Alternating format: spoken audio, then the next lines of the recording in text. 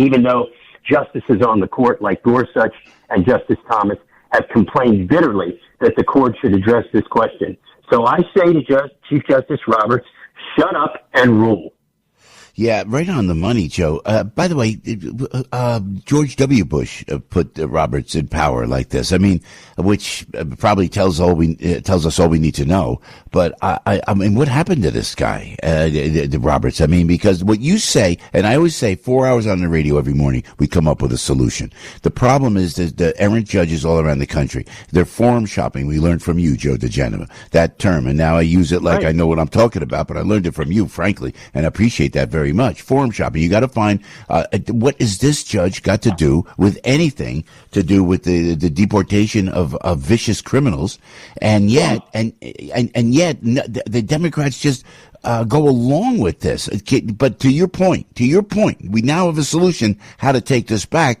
How do we get that started, Joe? Well, the case is already pending in front of the Supreme Court. All the judge has to do is rule. The justices, they're waiting for some more briefs to be filed. At least the court asked for briefs to be filed. They're due April the 4th, and then there may very well be argument.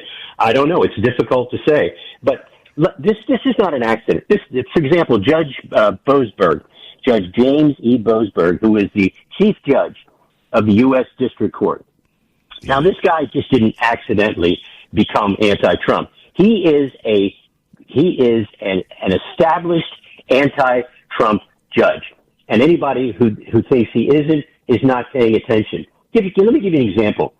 Remember the FBI agent who falsely changed emails from the CIA right.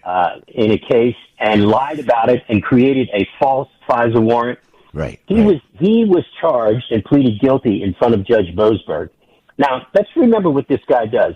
This guy, Kevin Kleinsmith, the FBI lawyer, falsifies information from the CIA, gives it to the court. They get the FISA warrant based on the false information from the CIA, and